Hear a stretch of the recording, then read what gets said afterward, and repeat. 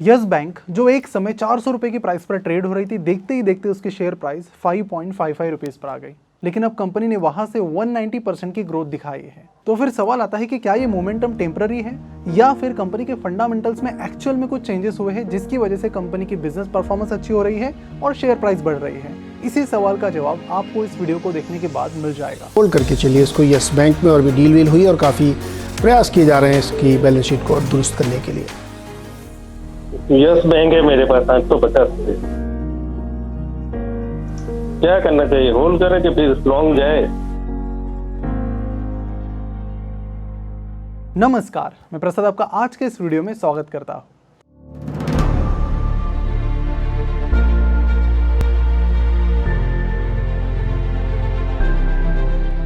Yes bank के फिलहाल की कंडीशन समझने के लिए हमें उनके बस पुराने कुछ कारनामों के बारे में बात करनी पड़ेगी, जिसके बाद आपको सारी चीजें बड़े अच्छे से समझ में आएगी। तो हमारी इस कहानी को 20 अगस्त 2018 से शुरू करते हैं। ये वही दिन था जब यस बैंक के शेयर ने 404 रुपए के लेवल को टच कर लिया था, लेकिन उसके बाद शेयर की प्राइस कंटिन्यूअसली गिरती चली गई। तो यहाँ पर यस बैंक के लिए दिक्कत कहाँ से शुरू हुई? दिसंबर 2011 में यस बैंक ने डिक्लेयर किया कि वो सेविंग अकाउंट पर 7% इंटरेस्ट देंगे। मैं एफडी की बात नहीं कर रहा हूँ, सेविंग अकाउंट की बात कर रहा हूँ। जहाँ पर एक आम बैंक 3 से 4% का सेविंग अकाउंट पर इंटरेस्ट दे रही थी, वहीं पर यस बैंक ने बोला कि हम तो 7% देंगे। लोगों को भी ऑफर पसंद आई और इसी के चलते 2011 में यस बैंक का जो कासा रेशो था, कासा रेशो में ये बताता है कि बैंक के पास जितने भी डिपॉजिट्स आया है उसमें से करंट अकाउंट और सेविंग अकाउंट से कितना डिपॉजिट आया है। देखिए, करंट अकाउंट पर 0 इंटरेस्ट पे करना पड़ता है और सेविंग अकाउंट पर बहुत कम। तो करंट अकाउंट और सेविंग अकाउंट से जितना ज़्यादा डिपॉजिट आता है उतना बैंक के लिए बेहतर होता है। तो ये रेशो यस बैंक के लिए 2011 में 10.3% था, लेकिन जब उन्होंने अपनी इंटरेस्ट रेट बढ़ाए सेविंग अकाउंट और एफडी पर, तो ये 2012 में 15% पर चला गया और 2018 आते आते ये 36.5% हो गया। और ये नंबर्स हमें यही बताते हैं कि इंडिया के जो इन्वेस्टर्स हैं, चाहे वो एफडी के इन्वेस्टर हो या फिर सेविंग अकाउंट में पैसा रखने वाले हो, उन्हें आरबीआई के रूल्स के बारे में और बैंक की जो टर्मिनोलॉजी है उसके बारे में ज़्यादा नहीं पता। अगर कोई भी बैंक उन्हें ज़्यादा इंटरेस्ट दे देती है वो वहाँ पर चले जाते हैं और यही चीज़ यस बैंक के डिपॉजिटर्स के साथ भी हुई। तो 2014 में जो टोटल डिपॉजिट्स थे यस बैंक के पास वो थे 74,192 करोड़ और बैंक ने जो लोन दिए थे वो थे 55,633 करोड़। लेकिन बहुत ही कम टाइम में उनकी लोन बुक 4 गुना बढ़कर 2.25 लाख करोड़ हो गई। वहीं पर जो डिपॉजिट्स में जो ग्रोथ होने वाली थी वो उस पेस पे नहीं बढ़ी, जिसके चलते जल्दी यस बैंक पर ऐसी कंडीशन आई कि जितना पैसा उनके पास डिपॉजिट्स के तौर पर आया था उससे ज़्यादा कि उन्होंने लोन ही दिए थे। अब आप सोचेंगे कि ऐसा कैसे हो सकता है?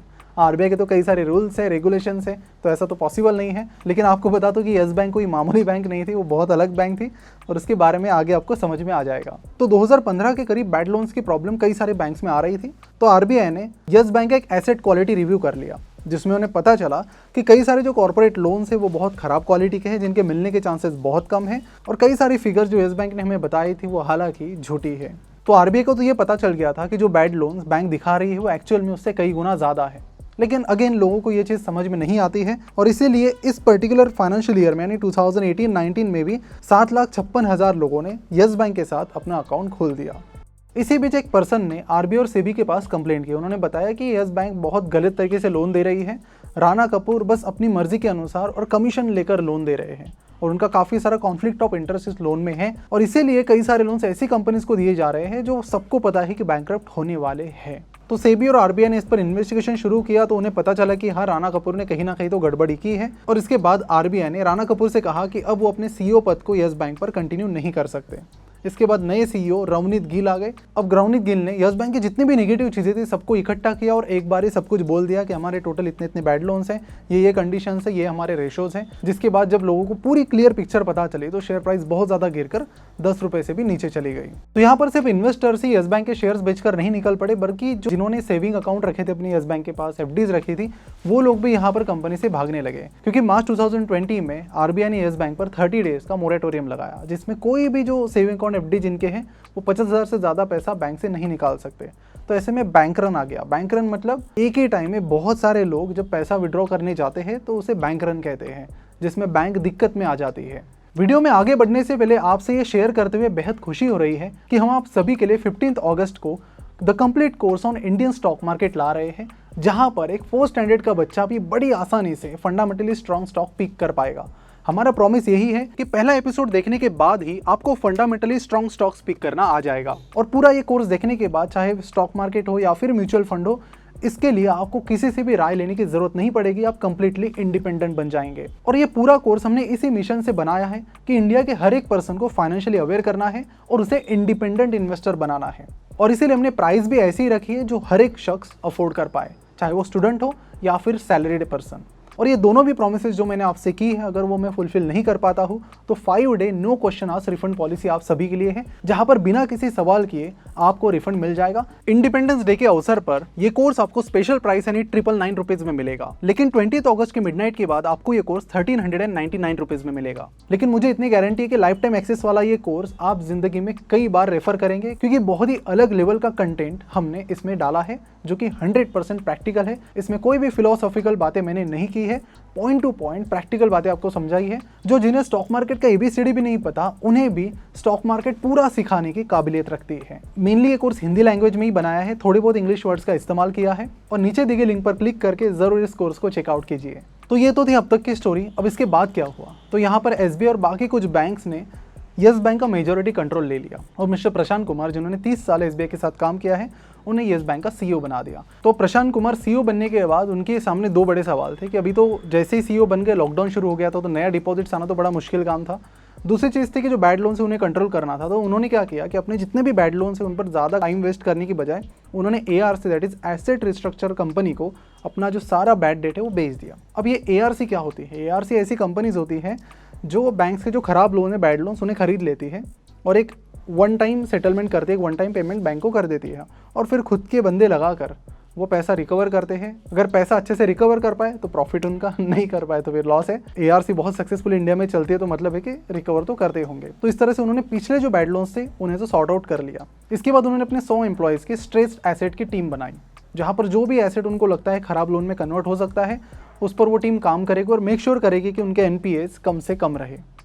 इसके साथ जो डिपॉजिटर्स है उन पर ट्रस्ट गेन करने के लिए उन्होंने डेली अपने बड़े बड़े डिपॉजिटर्स को कॉल करना शुरू किया और बताना शुरू किया कि यस बैंक वो पहली वाली यस बैंक नहीं है, अब इसे SBI और बाकी गवर्नमेंट बैंक कंट्रोल कर रही है, रिस्क काफ़ी कम है और हम भी बहुत मेहनत से बैंक को रिकवर करने की कोशिश कर रहे हैं। तो आप प्लीज़ हम पर भरोसा रखिए और बैंक में पैसा रखिए, क्योंकि अब शेयर होल्डिंग कंप्लीटली चेंज हो गई है और जिन्होंने ये पूरा कारनामा किया था राणा कपूर, उनका अब इस बैंक से कुछ भी लेना देना नहीं है। अब इन सारी चीज़ों का रिजल्ट ये हुआ कि जो डिपॉजिट्स थे वो तेज़ी से बढ़ने लगे।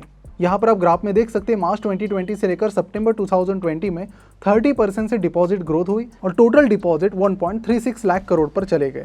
और इसी क्वार्टर में लंबे टाइम के बाद यस बैंक प्रॉफिटेबल भी हुई। और ये रिजल्ट आने के बाद ही प्रशांत कुमार ने एक इंटरव्यू दिया था जिसमें उन्होंने कहा था कि things have dramatically changed, I am having a good sleep. और इसके बाद आप देख सकते हो कि फिलहाल बैंक के जो NPA है वो कितने कम हो चुके हैं। साथ ही अगर हम रेवेन्यू की बात करें तो रेवेन्यू यहाँ पर उतना तेज़ी से नहीं बढ़ा है, रेवेन्यू अभी वही के वही है। बट अच्छी चीज़ है कि जिस रेवेन्यू पर पहले लॉस आ रहा था उसी रेवेन्यू पर अब प्रॉफिट आ रहा है, जिसका ही मतलब है कि अगर फ्यूचर में रेवेन्यू बढ़ता है तो प्रॉफिट भी बढ़ सकता है, बिकॉज बैंक्स मेक श्योर कर रही है और मिस्टर प्रशांत कुमार भी मेक श्योर कर रहे हैं कि बैड लोन्स अब बिल्कुल नहीं करने हैं और फोकस करना है डिपॉजिट ग्रोथ पर। और एक बहुत इंपॉर्टेंट चीज़ उन्होंने की कि पहले जहाँ पर फोकस कॉर्पोरेट लोन्स पर था, जहाँ पर डिफॉल्ट का रिस्क बहुत ज़्यादा होता है, वहीं पर प्रशांत कुमार की स्ट्रैटेजी रिटेल इन्वेस्टर्स की तरफ है कि आम आदमी को लोन दो, कार के लिए लोन दो, गोल्ड लोन दो, पर्सनल लोन दो, बाकी लोन दो, क्योंकि आम आदमी का जो डिफॉल्ट रेट है वो कॉर्पोरेट से बहुत ज़्यादा कम है। हालांकि यहाँ पर बहुत बड़ी मात्रा में वॉल्यूम क्रिएट करना होता है, तब जाकर बड़े बड़े लोन्स हो जाते हैं आपके। वही कॉर्पोरेट लोन में आपकी लोन बुक बहुत क्विकली फिल हो जाती है, लेकिन बाद में प्रेशर रहता है NPA का। तो यहाँ पर कॉर्पोरेट से रिटेल की तरफ शिफ्ट करते हुए इस प्रॉब्लम को भी वो सॉल्व करने की कोशिश कर रहे हैं और इसी के चलते NPAs भी कम हो रहे हैं और ट्रस्ट फैक्टर बढ़ने की वजह से डिपॉजिट इन्फ्लो भी धीरे धीरे बढ़ रहा है। लेकिन वही अगर हम PE रेशो से कंपनी का वैल्यूएशन चेक करें तो हमें पता चलता है कि बाकी बैंक से कंपैरेटिवली यस बैंक का PE रेशो थोड़ा ज़्यादा है। लेकिन सिर्फ PE रेशो देखने से काम नहीं चलेगा, आपको ग्रोथ रेट भी देखना होगा। तो अगर यस बैंक इसी हिसाब से तेज़ी से ग्रोथ दिखाती है तो ये PE रेशो जस्टिफाइबल बिल्कुल रहेगा। तो जो सवाल हमने वीडियो के स्टार्ट में पूछा था कि ये टेम्पररी मोमेंटम है या फिर फंडामेंटली चेंज हुए हैं, तो आपको बता दूं कि सही में यहाँ पर फंडामेंटली चेंज हुए हैं और यस बैंक की जो स्ट्रैटेजी वो कम्प्लीटली चेंज हो गई है और सही डायरेक्शन में बैंक चल रही है। लेकिन फिर भी अगर आपको यस बैंक के शेयर में इन्वेस्ट करना है तो आपको एक सवाल हमेशा दिमाग में रखना पड़ेगा कि खुद एज अ रिटेल कस्टमर आप यस बैंक में अपनी ज़्यादातर सेविंग रखना पसंद करेंगे, अपनी ज़्यादातर FD रखना पसंद करेंगे, और ज़्यादातर लोग भी आपको लगता है कि ऐसा करेंगे तो ये पॉसिबल हो सकता है, क्योंकि एनपी की जो प्रॉब्लम है वो प्रशांत कुमार सॉल्व कर ही रहे हैं, लेकिन डिपॉजिट की जो प्रॉब्लम है वो काफ़ी हद तक अभी भी ट्रस्ट फैक्टर पर डिपेंड है अगर बैंक को बहुत तेज़ी से बढ़ना है तो अपने आप से ये सवाल पूछिए और उसके बाद ही अपनी डिसीजन लीजिए। तो यस बैंक पर आपके क्या विचार है नीचे कमेंट करके सबको बताइए, और जाने से पहले the complete course on Indian stock market जरूर चेकआउट कीजिए, जिसमें हमने क्लियरली सब कुछ बता दिया है कि कैसे फंडामेंटली स्ट्रॉन्ग कंपनीज को आपको पिक करना है और कैसे सही वैल्यूएशन पर उसमें एंटर करना है।